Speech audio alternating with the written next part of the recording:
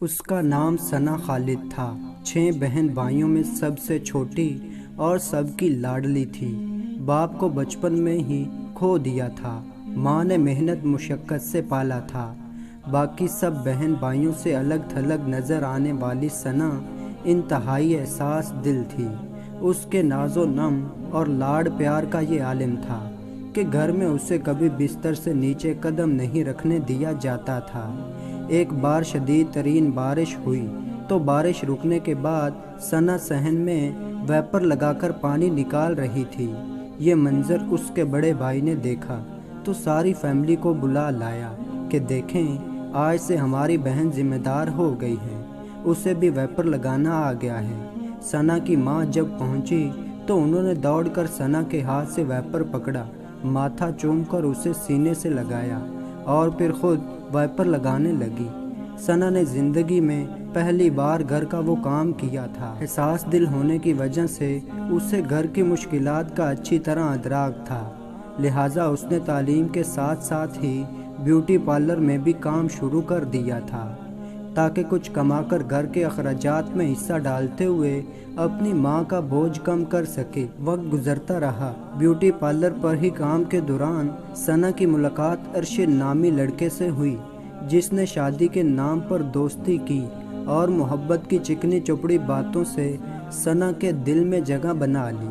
ثنا گویا کہ صاف دل تھی، بلکہ جدید اور بولڈ سوچ کی مالک تھی، مگر حد سے گزری ہوئی نہ تھی۔ دوسری طرف ارشد، جس نے ذہن میں محبت کے نام پر ثنا کا جسم نوچنے کا ارادہ بنا رکھا تھا۔ ایسے مرد ان گدھوں سے بھی برتر ہوتے ہیں جو مردار تو ضرور کھاتے ہیں، مگر ان کی اپنی برادری میں سے کوئی مر جائے اسے پھر بھی چھوڑ دیتے ہیں۔ مگر تعجب ہے ابن آدم کے ایسے اعمال پر جو موقع ملتے ہی ہوا کی بیٹی کو نوچ ڈالتے ہیں۔ ارشد نے بھی موقع ملتے ہی ثنا کو نفسی خواہش پوری کرنے کے لیے کہا، مگر ثنا نے انکار کر دیا۔ یہاں تک کہ جب ارشد نا امید ہو گیا تو اس نے ثنا سے رابطہ چھوڑ دیا۔ ثنا جو ارشد کو دل میں بسائے دنیا تو کیا، جنت کی زندگی بھی ارشد کے ساتھ گزارنے کا سوچ رہی تھی۔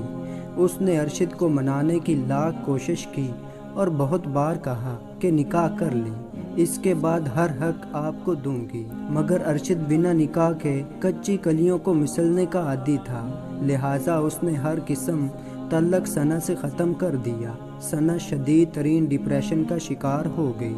وہ پارلر جاتی تو بھی غائب دماغ رہتی، گھر میں ہر وقت کمرے میں اندھیرا کیے تنہا بیٹھی رہتی۔ ثنا کی خوبصورتی کو دیکھتے ہوئے ایک ڈرامہ پروڈیوسر کی بیوی نے اپنے شوہر کی طرف سے ثنا کو ماڈلنگ کی پیشکش بھی کی، مگر ثنا جیسے دنیا سے کوئی غرض نہ تھی، اس نے ماڈلنگ کی آفر بھی رد کر دی۔ گھر والوں کے لاکھ پوچھنے پر بھی ثنا نے ان سے اپنا دکھ شیئر نہ کیا۔ دوسری طرف انہی حالات میں ثنا کا رشتہ طے کر دیا گیا اور ثنا رخصت ہو کر اپنے شوہر کے پاس پہنچی۔ اس کا شوہر بھی ارشد کی طرح مردار خور ہی ثابت ہوا۔ اس نے سب سے پہلے ثنا پر بیوٹی پارلر میں کام کرنے پر پابندی لگا دی۔ ثنا سارا دن گھر رہتی، مگر وہ پھر بھی اس کے کردار پر شک کرتا، یہاں تک اب اس کی ساس اور نندیں بھی اس پر تنزیہ وار کرنے لگیں۔ ثنا پہلی بار امید سے ہوئی، مگر ڈلیوری کے ٹائم پر اسے ماں کی دہلیز پر بھیج دیا گیا تاکہ اسپتال کے اخراجات نہ برداشت کرنے پڑیں۔ دوسری بار جب وہ امید سے ہوئی تو شوہر نے یہ کہتے ہوئے بچہ ابارٹ کروانے کا کہہ دیا، مجھے ابھی بچہ نہیں چاہیے۔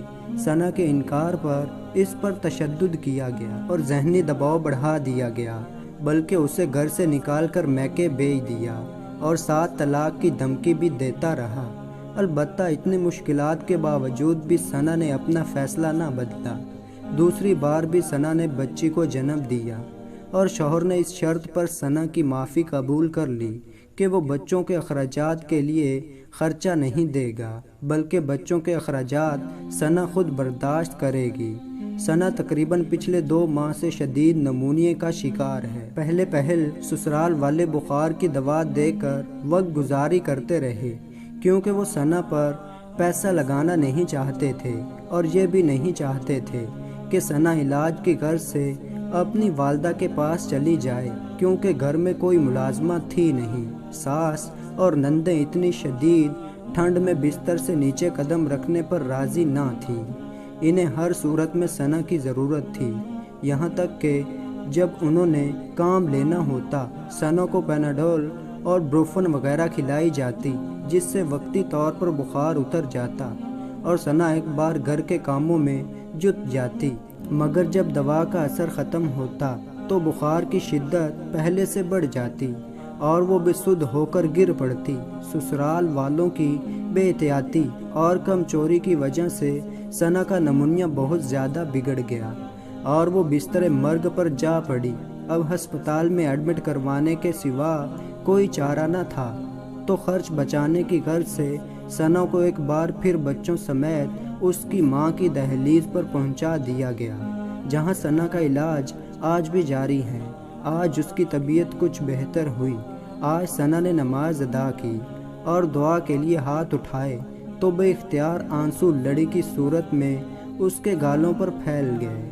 اس ذہنی ڈپریشن اس حد تک بڑھ گئی ہے کہ وہ ایک زندہ لاش کہلا سکتی ہے۔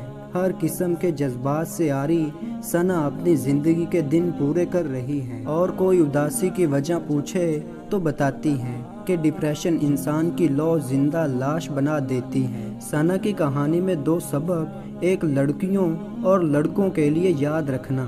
لڑکیاں دل کو اللہ تعالیٰ کا گھر کہتے ہیں۔